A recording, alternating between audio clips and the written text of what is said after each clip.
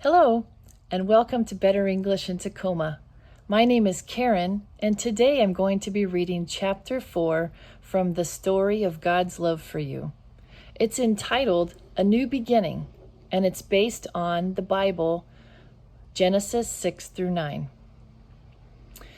Time passed, and many people filled the earth. Everyone everywhere had forgotten about God and were only doing bad things all the time. God's heart was filled with pain when he saw what had happened to the world he loved. Everywhere was disease and death and destruction, all the things God hates most.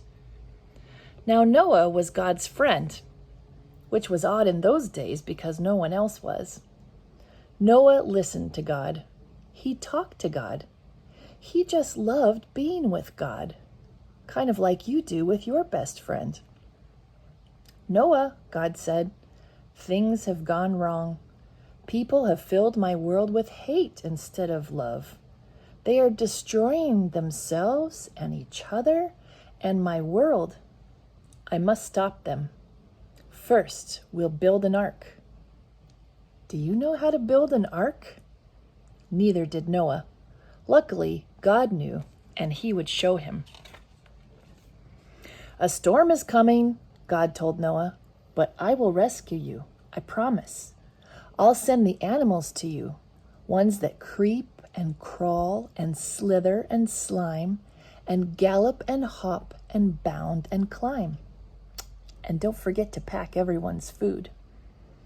The storm was going to wash away all the hate and sadness and everything that had gone wrong and make the world clean again. God had thought up a way to keep Noah safe, but Noah would have to trust God and do exactly what God told him. So Noah built an ark, short for very long boat.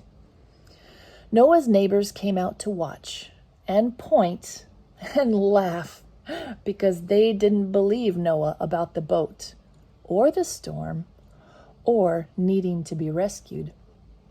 And Noah must have looked rather silly. His boat was in the desert. The desert was nowhere near the sea, and there wasn't even a cloud in the sky. Why would anyone need an umbrella, let alone a boat? But Noah didn't mind much what people thought. He minded what God thought. So he just did what God told him to do. When the ark was ready, God said, "All aboard!" And Noah's family and all the animals climbed inside. Then God shut the door. And it started raining. For minutes, that joined up into hours, that joined up into days, that joined up into weeks and weeks. And the rain joined up into puddles, that joined up into rivers, that joined up into lakes, that joined up into a flood that covered the whole world. Their boat that had once seemed so big suddenly seemed very small. But in the middle of the huge storm, in the crashing waves, in all the thunder and lightning, through it all, God was with them.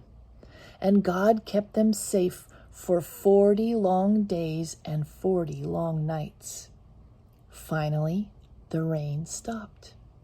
The sun came out, and Noah threw open all the windows. "Hooray!" everyone shouted. Noah sent his dove out to explore, and it wasn't long before she brought him back a fresh olive leaf. Everyone knew exactly what that meant. She had found a tree and land. The water was going down. At last, the boat landed quite suddenly on top of a great mountain. As soon as it was safe, God said, "Out you come!"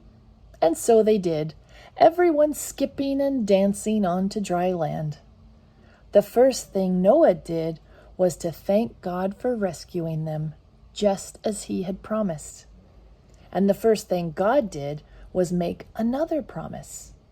"I won't ever destroy the world again." And like a warrior who puts away his bow and arrow at the end of a great battle, God said, "See, I have hung up my bow in the clouds. And there in the clouds, just where the storm meets the sun, was a beautiful bow made of light. It was a new beginning in God's world. It wasn't long before everything went wrong again, but God wasn't surprised. He knew this would happen. That's why, before the beginning of time, he had another plan, a better plan. A plan not to destroy the world, but to rescue it. A plan to one day send his own son, the rescuer. God's strong anger against hate and sadness and death would come down once more, but not on his people or his world.